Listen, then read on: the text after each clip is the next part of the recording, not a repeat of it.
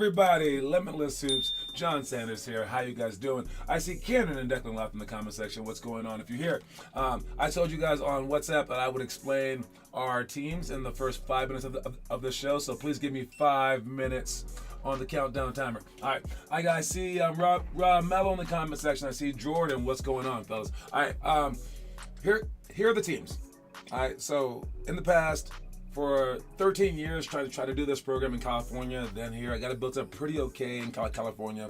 Bringing it here has been a struggle. All right, we have many different types of teams. All right, I've got to be honest. The number one issue that people have when they first join our program is, well, what's our team? Tell me which people are on my team. Just like, the Nuggets have a team. I don't want to be on every team in the NBA. Tell me who my teammates are. It makes sense. It's cool. And this has been like an interesting idea that I've had. But so we are going to delve more into the regular side of things, basically. All right. What up, Sove boys? I'm going to get your name one day. But yes, all right, we will be doing regular like teams, okay? We'll still have our workouts, and that will differentiate us from other people. All right. But it's like, what are the teams? Okay, so let me explain the team thing that will start like in 2 weeks, basically. Once we have, let's say, what I want to have, like my ultimate game plan, all right, is to have like 2,000, 3,000 kids in the program. It's going to be awesome. It's going to be big, making that money, and so many kids everywhere, right? Okay. With that whole plan, I want to have a first grade team, second grade team, third grade team. I want to have teams in your areas exactly right by you, right? So many people. Throughout all this, I want to have 24 players, 8 elementary school kids, 8 middle school kids, 8 high school kids. 24 out of 2,000, I think, can handle this enormously hard thing that I want to happen, which is you play 1st through 4th grade, 5th through 8th, 9th through 12th. I like that because that is the only thing that will make, like, let's say someone like who's a regular player catch up to someone who is extraordinary. You have to do something extraordinary to catch these people. But we're gonna need a lot of people to choose from to have this team. So in the meantime, we're gonna shelve that idea. The idea of like expediting your thing. The only problem with that is this. To get up to 2,000, 3,000 kids, it's gonna take like 7 years.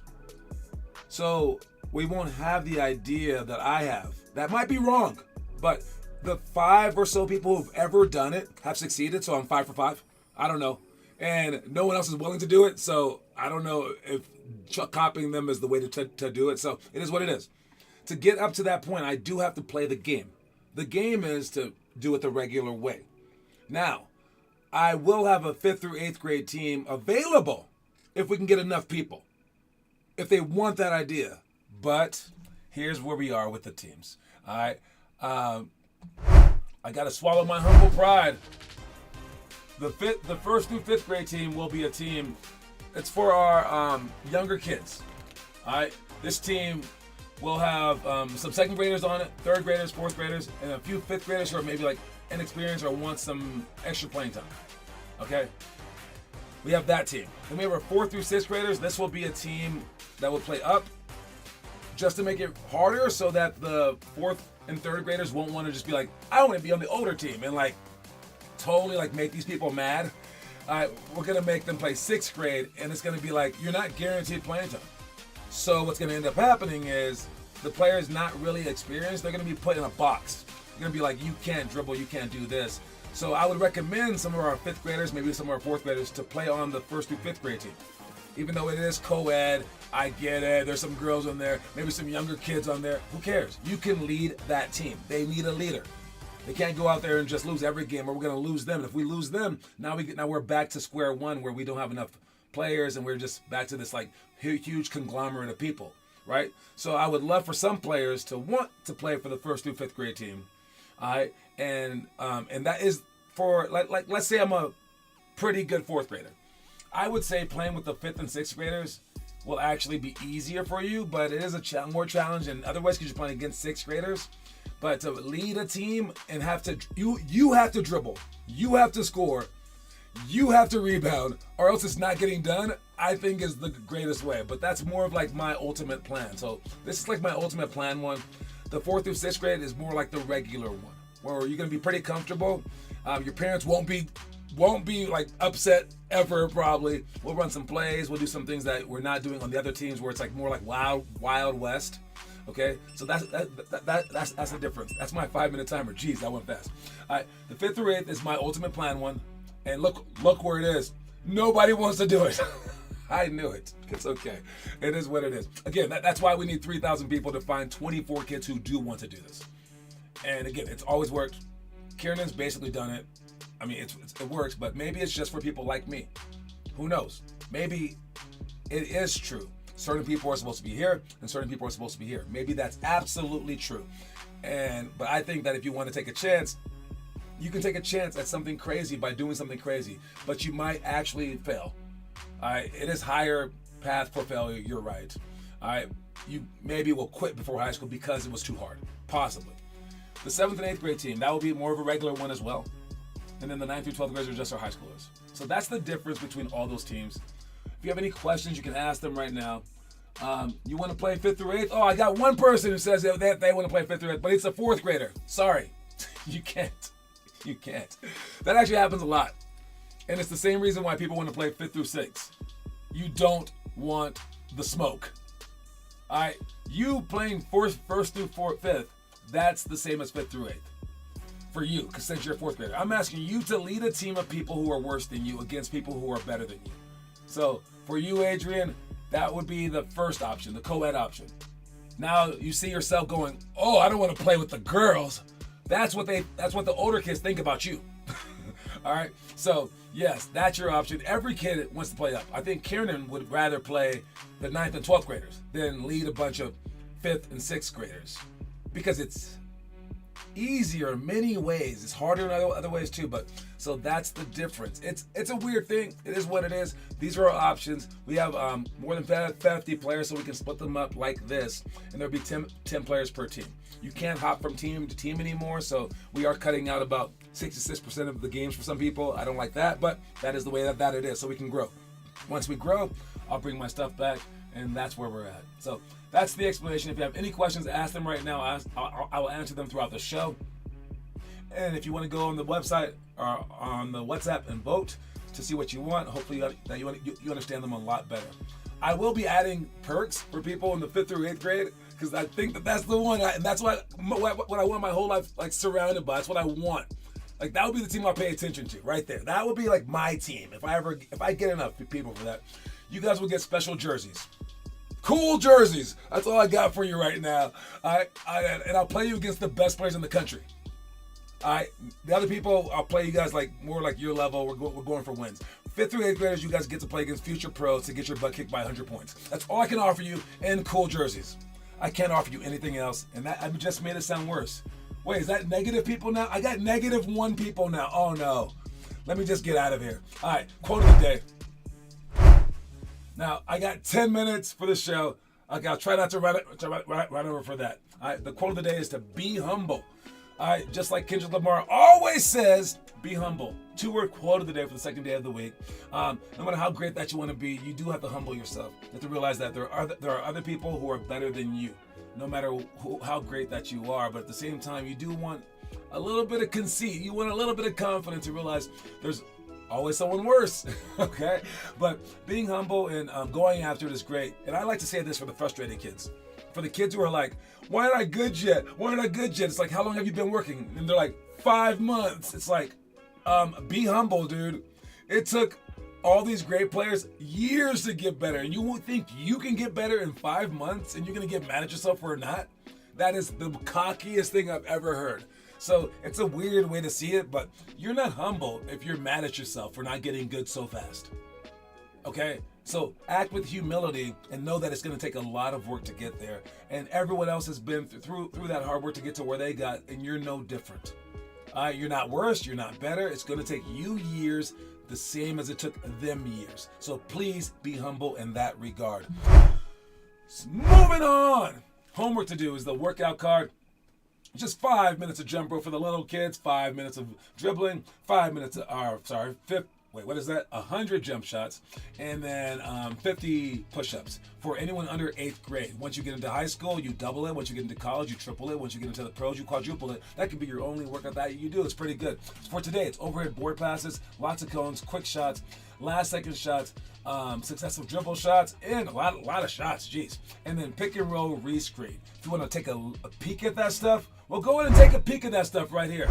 Overhead board passes, we're passing the ball off the board like that so that they can't double team us, so we can break a press, so we can do other things like that. All right, and we might do that in groups or off a wall just to figure it out, I suppose. All right, then we got, what is this? Overhead board passes, that. Lots of cones for the lots of cones drill. All right, we got, it's cross, cross, cross, cross. One hand, two hands. One hand, two hands. One hand, two hands, scoot up. One hand, two hands, scoot up. You go back, the same thing, but the opposite hand. 1, 2, 1, 2. 1, 2, 1, 2. Notice that his body's moving from side to side. All right. I think he fumbled the ball right there, but we fixed the video. All right. Then it goes in and out between the legs, behind the back. Boom, boom, boom, boom, boom, boom. Make sure that foot crosses like that. All right. Great job, Connor. Let's fast forward through it. He'll do it left hand the opposite way, but then it'll come back and scissor dribble. Scissors, push. Scissors, push. And then you go back left-handed. Next one is quick shots. All right. It's a rebounder, a passer, and a shooter. You're going to shoot 10 quick shots as fast as you can, catch and shoot. Not waiting, catch and shoot. So pass the thing well, shoot it fast. You should be on your toes for the rebound, being able to throw accurate passes, and then after you guys shoot 10, you guys will rotate spots. All right, these are the shots that you get on rebounds in games. Maybe you get a quick pass on the inside of the court, but you must be able to shoot quickly and make the shot. Next one is last second shots. There's 3 different types of last second shots. We're going to sprint in, shoot a jump shot from either the elbow or the 3-point line, but you're going to be counting down like 5, 4, 3, 2, 1. All right. Then there's going to be off the dribble. This one's off the dribble. The next one is off the pass. All right, where someone's going to drive in and then pass it out to you. Am I going to get to that one? Hurry up, people. All right, there you go. He dribbles in, passes out. 3, 2, 1, boom. And again, you have like 5 seconds each time. You guys count down for yourselves. You dribble in, get inside the key, and then kick it out. Start at half court, Kiernan. All right, young Kiernan. Kiernan back in 3rd or 4th grade, I think. That's a long time ago, man. All right, and then the last one is off the move. Off the move, you're gonna be going through 5, 4, 3, 2, 1. Shoot that shot. All right, so those are the 3 types of last second shots that we will be shooting. Second to last one, we got successive dribble shots. Again, with 3 passers, you're gonna catch and shoot. It's gonna be 1 dribble and then 1-2 dribble. If it's 1-2, it's between your legs on the second one. So third one is 1, 2, 3. First one is regular, then 1, 2 between the legs. So it's 1 dribble always on the side, then 1, 2 between the legs. Third one is 1, then 1, 2 dribble between the legs, then 1 dribble behind the back. All right, then it goes behind the back twice. So there's 5 different dribbles overall. You're gonna shoot with the right hand, with the left hand, or dribble with the right hand, with the left hand, and then go through them all. Once you do all 10 shots, then you guys will switch who's in charge. All right, last one is pick and roll rescreen. All right, for pick and roll rescreen, I mean, if it wants to come up, I don't know if it does. All right, there we go. All right, you're gonna screen, and this is if they flat show. A flat show is what we want to do on dribble handoffs. If they flat show, they're not really jumping out to you. You're gonna cross back over, go over the screen again, and pick and roll. Kieran shoots it every single time and misses it in this demo, but you can also make that pass. Make the pass with the left hand, bounce pass on the right hand side, or the opposite on the other side. Again, it's a screen. You come over the screen. He flat shows, you go back over the screen, and then a pick and roll. He could pass, but he didn't. All right, that's my time for this one. Now let's go to the trivia question today. Trivia question is gonna be dominated by my guy. All right, we know it. All right, Adrian kills at this every month now. He's our new trivia god. Can someone please beat Adrian?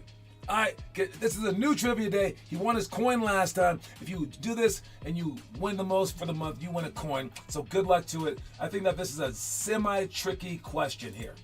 This permanently banned NBA draft pick later coached for the Denver Nuggets.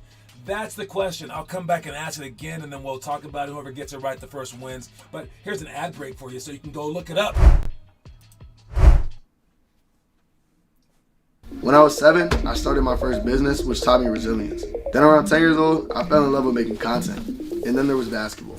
My approach to my basketball career and my content was the same. If I put reps in every single day, I would succeed one way or the other. However, I was faced with my height being a major factor for my future in basketball.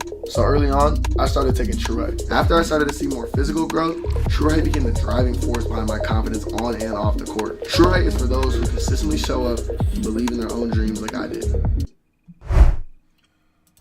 Of course he uses Google. Of course he does. Of course he uses Google. I know he uses Google. We all know he uses Google. You can use anything that you want, but he still beats you guys. And the answer today is not Michael Ray Richardson. Nice guess. You're only allowed to guess once. It was not David Blatt. That was Adrian's answer. This answer is Doug Moe. Doug Moe is the answer. And how did he do this? Let me just check to see if Blatt is an answer. Blatt is not on here at all. That's not the answer. It is Doug Moe.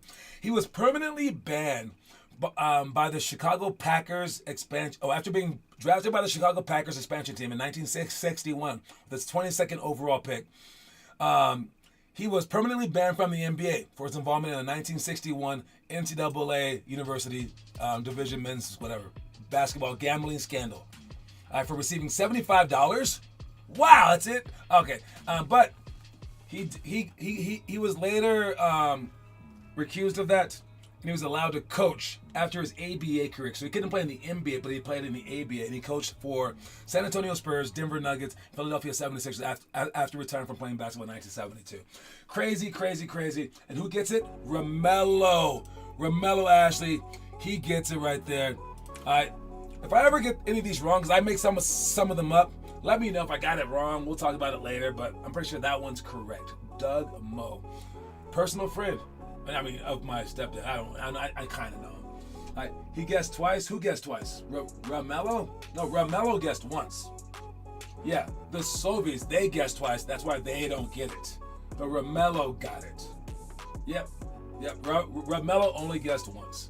I see Janelle in the comment section too. I see Luke. What's going on? All right, let's watch the story of the day. If you find that you have very little time to engage in creating your own destiny, or self-development, or for spending with your family and friends, or for dedicating a portion to help others in need, then you may wish to revisit your priorities in life. That happens so often. So often in life, we're like, what do I do? I'm doing all these things. And we don't realize that half the things are like playing video games. You must carve out time for your family, for your friends, but also for your passion. So if your passion is basketball, you're not carving out enough time for it, you're messing things up. Anyways, these are the preseason. Sorry, these are the last NBA champions and what they did in the preseason. I got a question for you guys. Does preseason even matter? This is all over the place. The Warriors did pretty well. The Cleveland Cavaliers went 1-6, and they won the whole thing. Milwaukee Bucks went 0-3. Does the preseason matter? That's the question. I don't know. What do you guys think? Now it's a challenge. I like it. I like the attitude, man. All right. Other thing that we got to talk about is, Bronny James. Not Bronny James, but this one's Bryce James. How good is he? Is he good enough to be playing D1? He knocked down a few early shots in preseason, but last preseason outing was bad, I guess. Is he just getting by because of his dad? Maybe. But he's doing something. I saw him play, and it was supposed to be like a low-light reel. He wasn't making shots. He messed up a couple of times, which whatever. It looked like he was on the level of D1 players, though, for a freshman. Maybe not like a high D1 school. Maybe like a low D1 score, a mid-major or something like that. He honestly didn't look like a D2 player. I think he would look decent. He didn't look like amazing. He's not like the next Cooper Flagg or anything like that. But I thought he was decent. But I've heard some people say more bad stuff, and I haven't seen him play like a whole game. So I don't know. What do you guys think? All right. Next thing is, we got a Paul George sighting. What is Paul George talking about here? Let me get to him. All right, Paul. That was not right. Paul Paul George, where is he? He's right there. All right, Paul George. Everybody was mad because early on, Kobe wouldn't pass the ball. Phil had no problem cussing Shaq out, getting on Shaq's ass, but he would never say anything to Kobe early on. So I have German Shepherds. My dog trainer always said to me, the first 6 to 8 months that you had this puppy, don't ever tell it no. Because what we want to do is we want this dog to be so confident that he feels like he can do everything. The discipline part can come later on, once his confidence is at a certain point. That's crazy. Yo, I really believe that for basketball players. You can't hold people back until they've learned how to see what their limits are. That is crazy. I like that a lot. All right, but people like to explore this in different ways. They like to say, I want to show my kid he can win before I can show him that he has to lose. How about show him that he can be bold enough to go out there and lose before you show him that he can win? All right, it depends on how you see what dedication is, or how you see what discipline is. But yeah, you definitely need to explore who you are early on and then go for it afterwards. And maybe that's why he didn't say no to Kobe right away. He was like, go ahead and do it. Go ahead and do it. And then he brought him back later on and was like, okay, now let's not do this. I thought it was a very, very good analogy. Anyways, last thing that we're talking about. What's the one thing you think Hollywood is the worst at accurately portraying on screen? And I know that there's a lot to choose from here, but there's one that I think stands above all, which is practice. That is, anytime they have to portray a character as training to get good at something. I understand why they cannot show somebody trying and failing to do the same task 10,000 times in a row. I also realize that the entire fantasy around something like superhero films is, what if I suddenly had extraordinary abilities but didn't? Okay, so that's cool too. Okay, he's saying that the problem with many movies is that they show that you have to practice for a very short time to get amazingly good. Especially with the montages from Rocky, it's